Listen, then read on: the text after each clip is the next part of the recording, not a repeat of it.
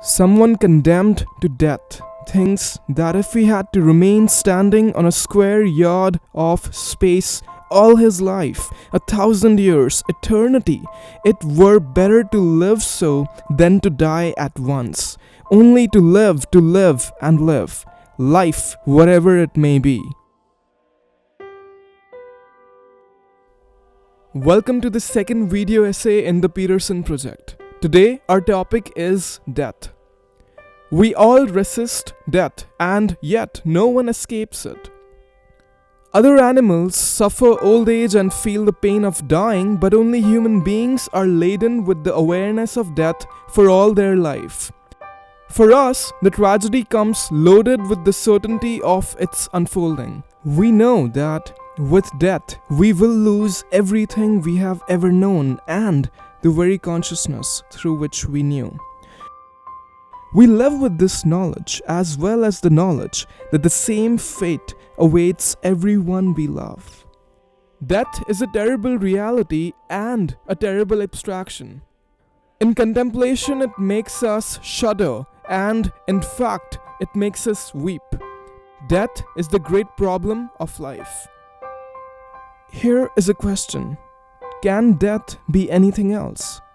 It does seem to me that death it's I don't know, man. I've had intuitions or intimations that death is the friend of being. Jordan Peterson believes that death is essential to life. We will explore this idea in a minute. Before that, we should note. Well, I think the frame is better conceptualized as vulnerability, with death being a sub-element of that. You know, and I'm not trying to make light of the universality of death, obviously, but it's a broader category of problem. And when you're trying to address a problem that's that serious, it's very important to get the terminology perfectly straight.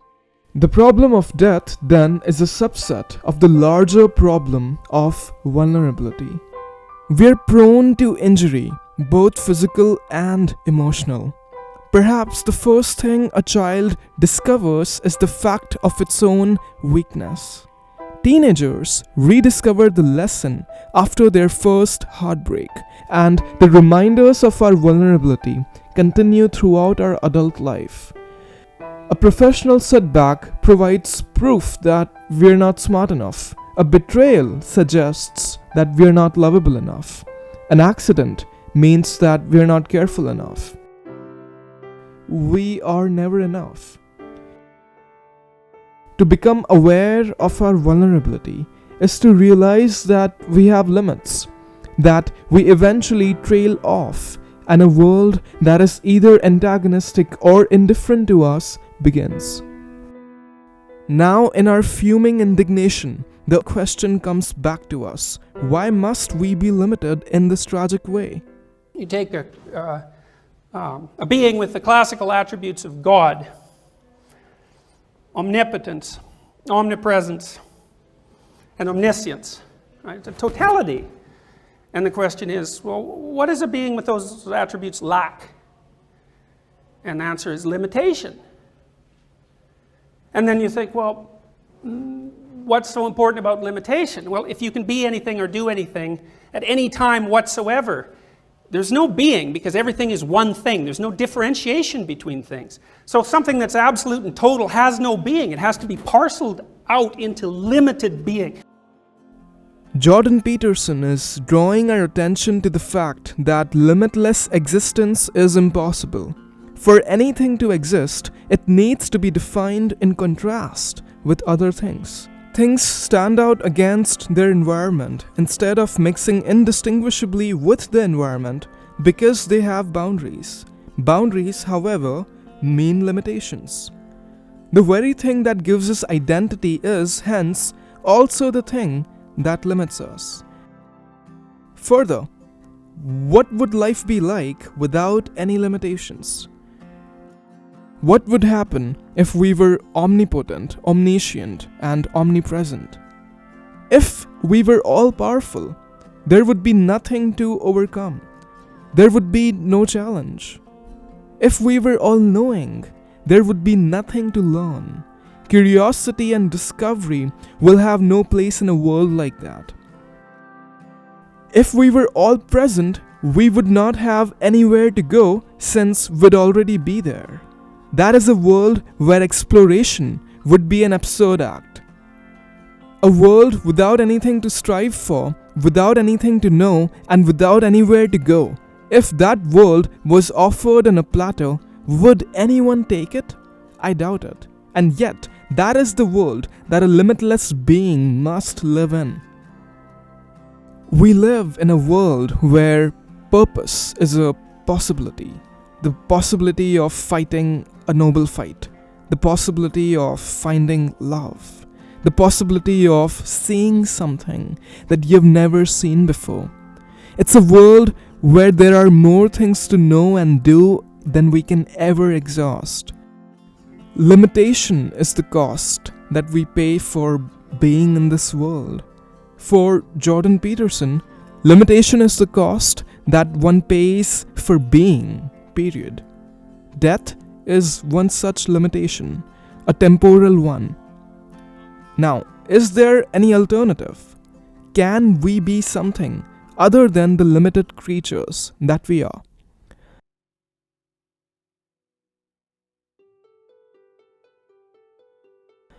What if we took birth but did not die? If our consciousness could in some way be preserved? For Jordan Peterson, that is an idea laced with existential conceit. It is quite simply cheating. Such a stance wants to start off as a historical creature and end up as a timeless one.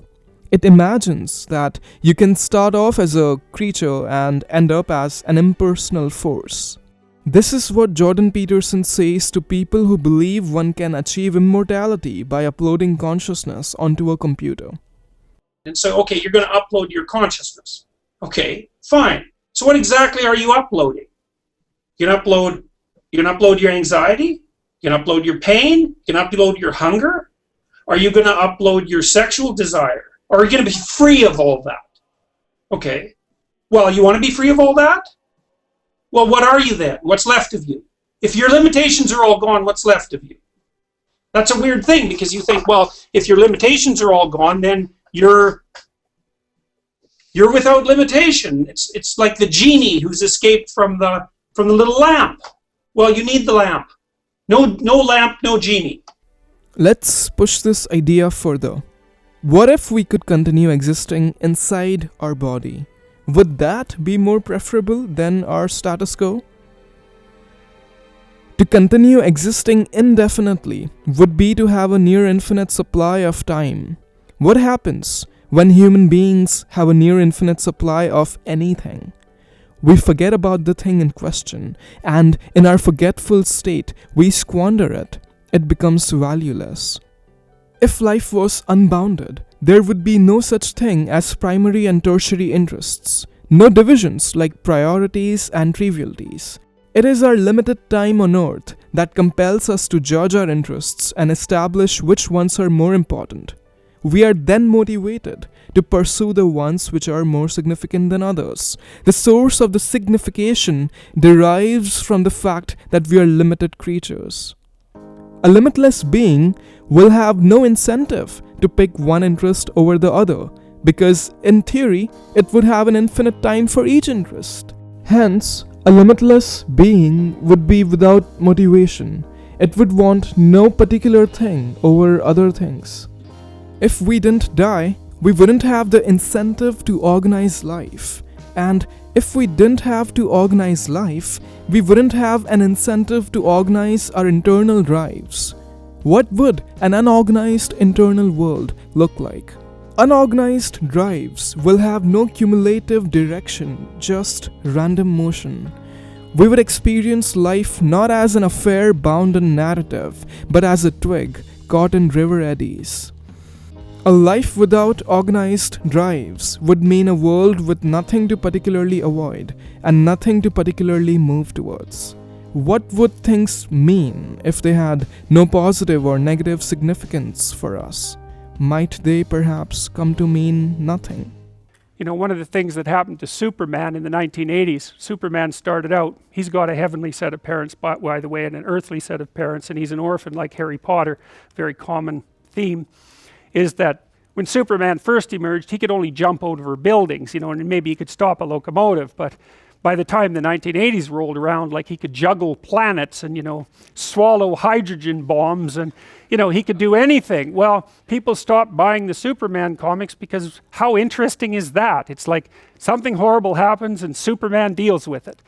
And something else horrible happens and Superman deals with it. And it's like, that's dull. He turned into such an archetype. He was basically the omniscient, omnipresent, omnipotent God, and that's no fun. It's like God wins, and then God wins again, and then again God wins, and, you know, so then they had to weaken him in different ways with kryptonite, you know. So green kryptonite kind of made him sick, and red kryptonite, I think, kind of mutated him, if I remember correctly. And anyways, they had to introduce flaws into his character so that there could be some damn plot, and that's something to think about, you know. There's a deep existential lesson in that your being is limited and flawed and fragile, but the fact that you have limitations means that the plot of your life is the overcoming of those limitations, and that if you didn't have limitations, well, there wouldn't be a plot, and maybe there would be no life. And so that's part of the reason why perhaps you have to accept the fact that you're flawed and insufficient, and live with it and consider it a precondition for being.